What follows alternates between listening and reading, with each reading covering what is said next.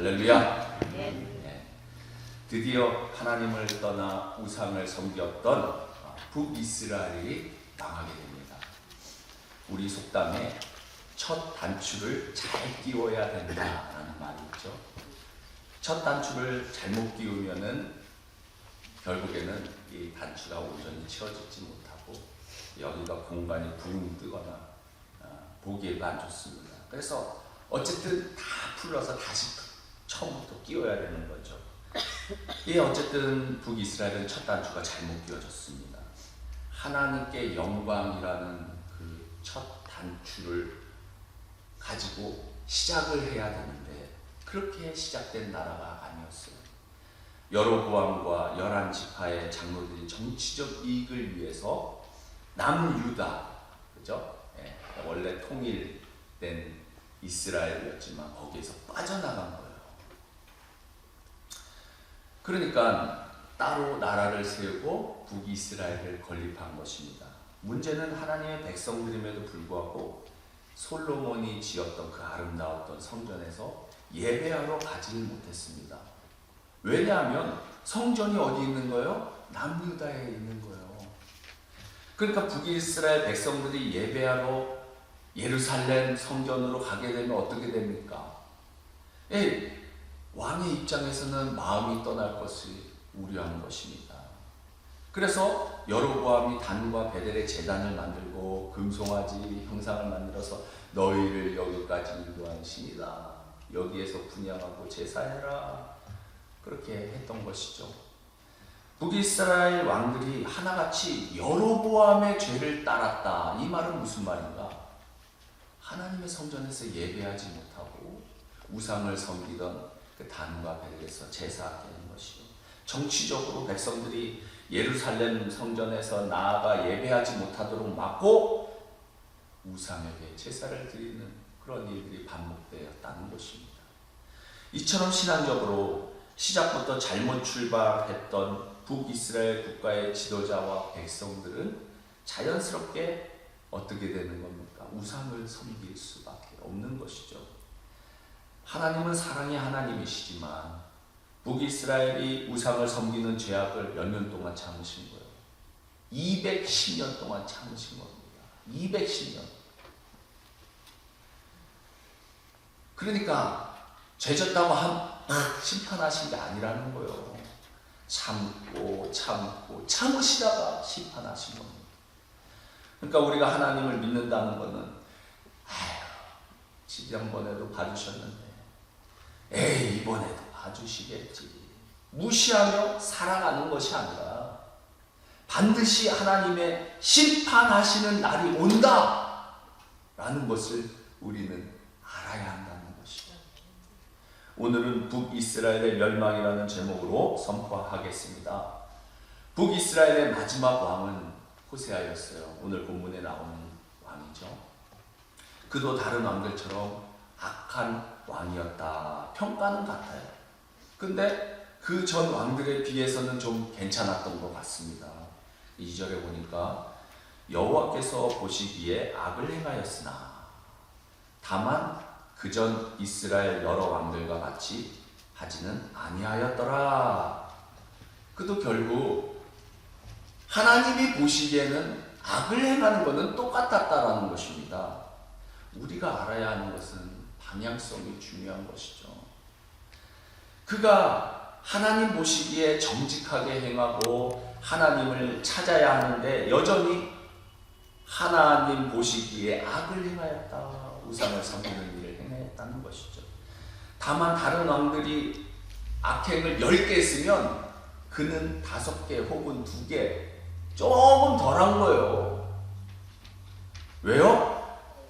악을 행하기에는 이미 국제 정세가 너무 어려워진 것입니다. 형편이 나빠진 거예요. 북이스라엘은 아수르에게 조공을 바쳐야만 살아갈 수 있는 나라가 된 것입니다.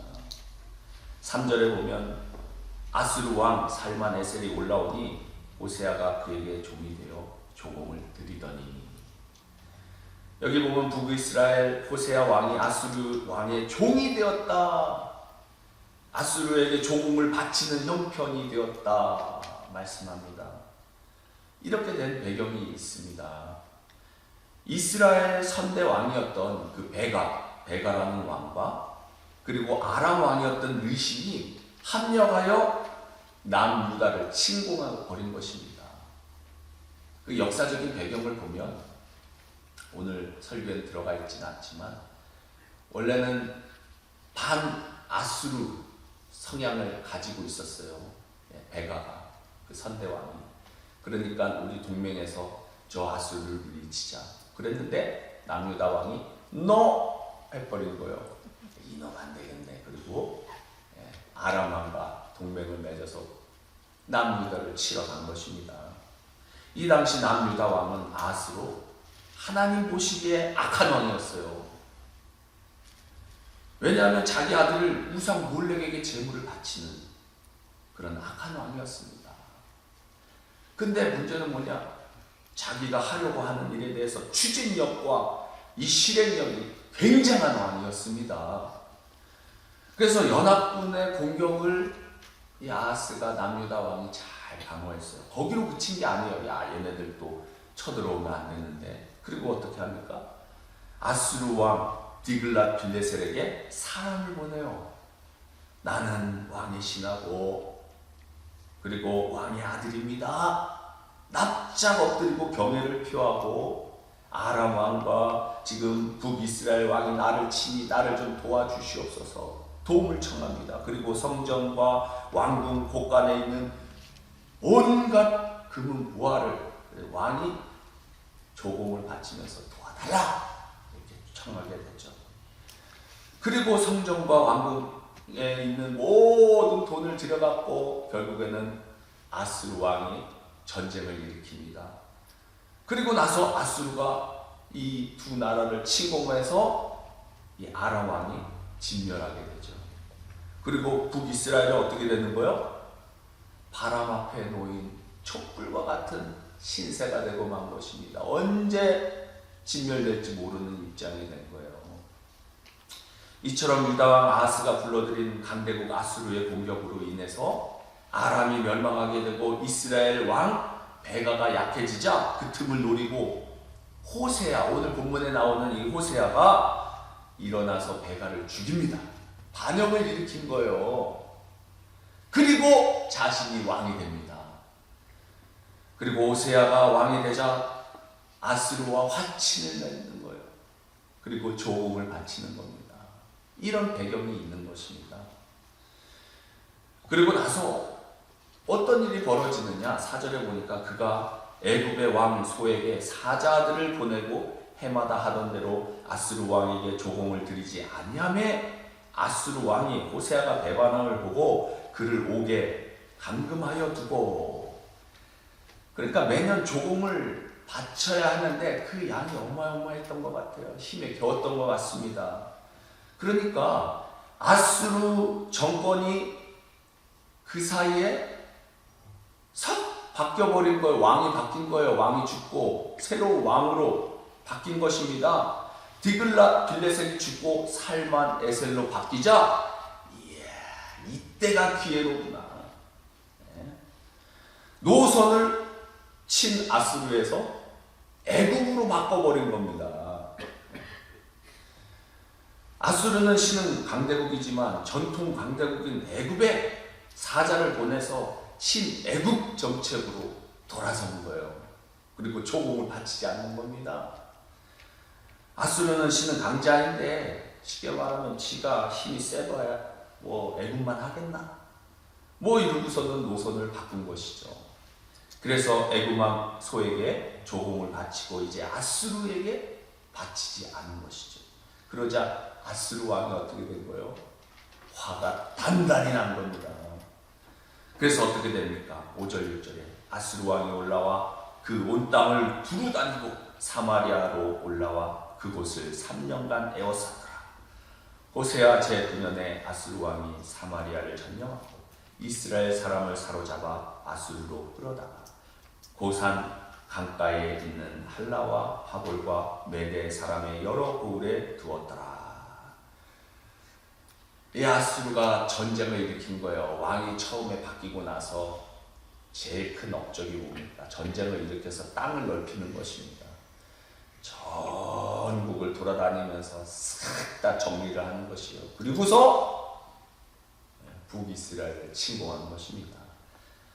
몇 년 동안? 3년 동안 사마리아 성을 포위하다가 사마리아가 점령당하게 된 것이죠. 결국 이스라엘이 망하게 된 것입니다. 그리고 아수르는 정복한 국가 민족을 이 혼합 정책을 펼쳤습니다.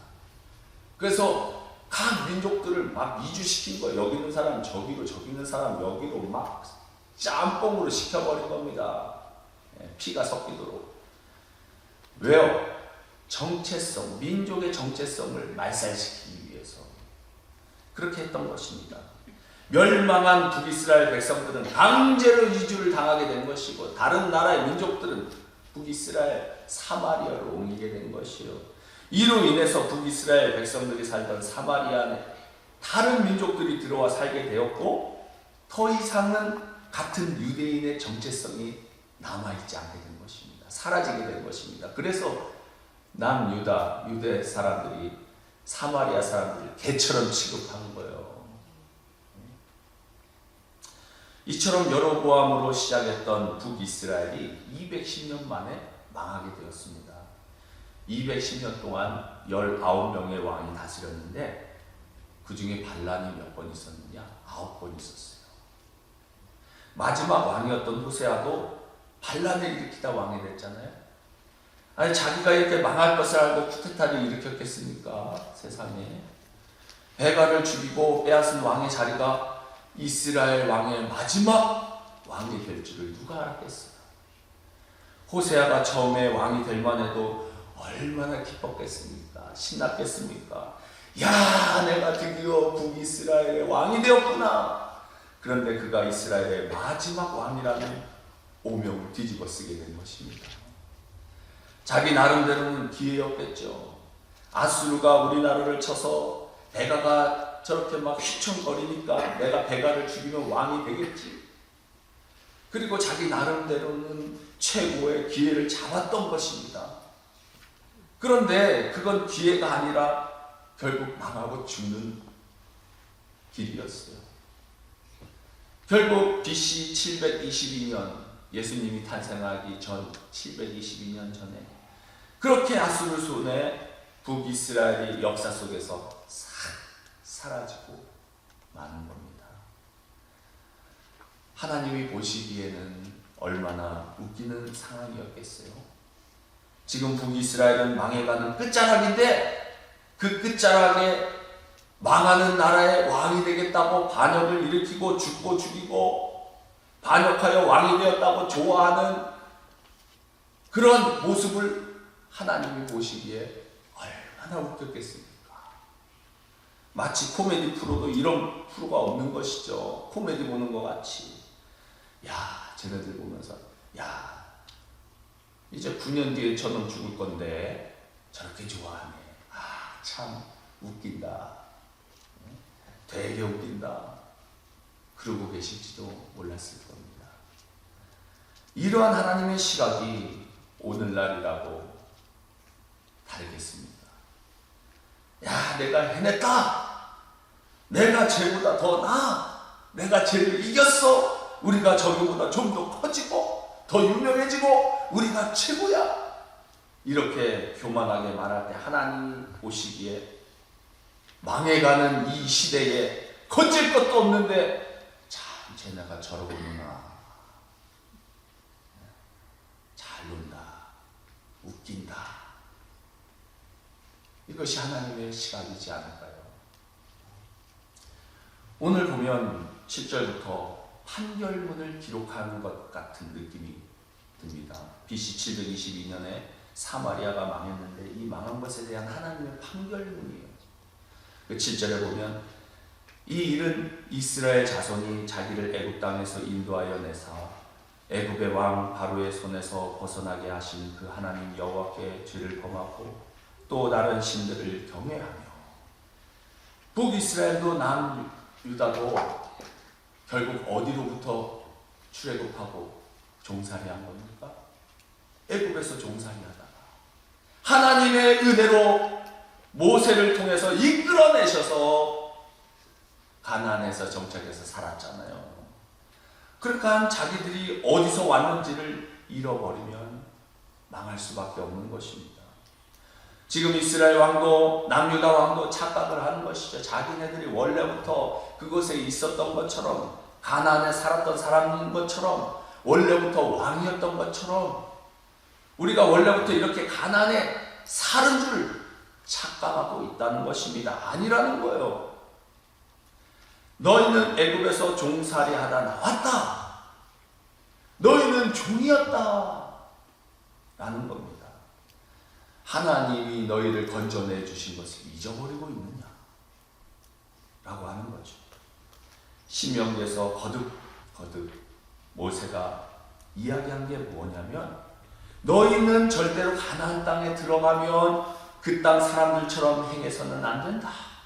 너희는 절대로 거기 가서 우상을 섬기면 안 된다고 계속해서 얘기를 합니다.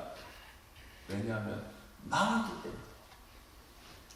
그런데 아무리 얘기해도 이스라엘 사람들은 설마 망하나? 하나님을 좀 안 섬긴다고 뭐 망하겠어? 그리고서 사사기 때부터 계속 하나님을 배반하고, 그리고 인간 막대기로 주변의 민족을 일으켜서 고생당하면 사사를 보내시고, 또 왕정이 생겼는데도 여전히 뭐 깨닫지 못하는 겁니다. 뭐 우상을 섬기는 게 뭐 그렇게 꼭 나쁜가? 뭐가 나빠? 우리가 잘 살아보겠다는데 그게 뭐가 나빠? 그러고는 그 길로 갔다는 겁니다. 그래서 망한 거죠. 그 내용이 8절부터 18절까지 계속해서 다루고 있습니다. 우리가 생각할 때에, 아니 모세 때에 말씀하시고 뭐 210년 동안 시간이 지나면 당연히 기억에서 잊어버릴 수도 있지, 뭐 이렇게 말씀하시는 분들도 있을 겁니다. 그러나 분명한 건 계속해서 중간중간 사사와 선지자들을 보내셔서 말씀대로 살라고 선포를 하셨다는 거예요. 13절에 보면 여호와께서 각 선지자와 각 선견자를 통하여 이스라엘과 유다에게 지정하여 이르시기를, 너희는 돌이켜 너희 악한 길에서 떠나 나의 명령과 율례를 지키되 내가 너희 조상들에게 명령하고 또 내 종 선지자들을 통하여 너희에게 전한 모든 율법대로 행하라 하셨으나. 하신 거야, 안 하신 거야? 계속해서 선지자와 선견자를 보낸 거 아닙니까? 그리고 죄를 범하고 망해가는 이스라엘과 유대에게 너희는 돌이켜 너의 악한 길에서 떠나 나의 명령과 율례를 지켜라 계속해서 분명히 전하셨습니다. 북이스라엘에서 대표적으로 활동한 선지자 누굽니까? 엘리야, 엘리사. 그 큰 진짜 대선지자들이 거기에서 활동하지 않았습니다. 그런데 깨닫지 못하는 거죠. 선지자 말을 듣지 않았다는 겁니다. 14절에 그들이 듣지 아니하고 그들의 목을 곧게 하기를 그들의 하나님 여호와를 믿지 아니하던 그들 조상들의 목같이 하여. 북이스라엘이 결국 망했죠. 왜 망했습니까? 교만하고 우상을 섬기고 회개하지 않아서 망했다는 겁니다. 하나님께서 계속해서 선지자를 통해서 그들에게 말씀하셨습니다. 우상을 섬기지 말고 하나님을 섬기고 바르게 살아라. 근데 그들은 하나님을 버렸고 우상을 섬겼고 하나님의 모든 말씀을 듣지 않았습니다. 이것에 대해서 성경은 이렇게 표현하고 있어요. 17절 후반절에 보면 스스로 팔려 여호와 보시기에 악을 행하여 그를 격노하게 하였으므로. 스스로 팔렸다. 요셉은 형들에게 팔려서 애굽에 종노릇하지 않았습니까? 그런데 이스라엘 백성들은 스스로 자신을 팔아서 죄악의 종노릇을 하였다는 겁니다. 하나님이 자유케 하셨음에도 불구하고 자기 스스로 자신들을 팔아버린 겁니다. 우상을 믿고 세상에 강한 나라들을 의지하다가 스스로 팔아버린 거예요. 이것이 얼마나 악한 것입니까? 호세아가 왜 망했습니까? 아수르의 길에다가 애굽의 길에다가 왔다 갔다 하다 망한 것입니다. 왜 그런 거예요? 하나님 아닌 것들을 의지하려고 자꾸 붙잡다 보니까 스스로 팔아버린 것입니다. 왜 스스로 조공을 바치고 왜 스스로 나라의 운명을 맡깁니까? 그게 스스로 팔아버린 것이죠. 오늘날 우리도 이러고 있지는 않느냐는 것입니다. 스스로 팔리지 않느냐? 왜 돈에게 스스로 자기를 내어주고 명예에게 내 모든 걸 내어주고 권력에게 모든 걸 내어주고 쾌락에게 모든 걸 내어주고 돈님, 명예님, 권력님, 쾌락님 저를 드릴 테니 저를 좀 지켜달라고 그러고 있지는 않느냐는 거예요. 이게 스스로 판 겁니다. 하나님이 시켰어요? 본인들이 스스로 팔아버린 거죠. 이처럼 많은 사람들이 그것들이 자기를 지켜줄 줄 알고 하나님이 아닌 것들에 자기들을 내어주기를 기뻐합니다.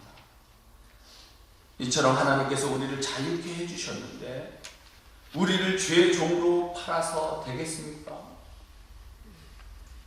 여러분, 굉장히 정확한 말 아닙니까? 우리는 흔히 정신을 팔지 말라 이런 말을 종종 합니다. 성령님께서 말씀하십니다. 너 지금 뭐하냐? 어디에 정신이 팔려있느냐? 우리 스스로 정신을 팔아버립니다. 아무도 내놓으라고 말 안 합니다.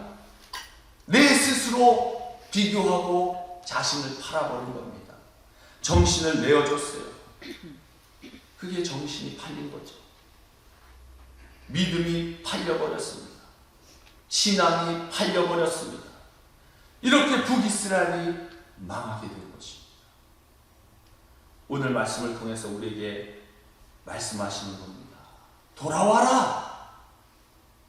하나님은 이스라엘 백성을 통해서 우리에게 지금 말씀하고 계십니다. 하나님이 왜 이스라엘을 사용하셨고 왜 가나안 땅에 이스라엘 나라를 만드셨는가? 하나님이 통치하시는 나라의 롤 모델을 보여주기 위함인 것입니다. 그래서 만드신 거예요. 하나님이 얼마나 이 땅을 사랑하시는지를 보여주려고 하나님의 정의로운 나라 그 모델을 보여주시려고 만드셨습니다. 그런데 남유다도요 북이스라엘이 망하고 136년이 지나자 망하게 됩니다. 이제는 누가 남은 겁니까? 신앙이 있는 자들, 예수 그리스도로 말미암아 하나님의 자녀가 된 거듭난 자들만 남은 거예요.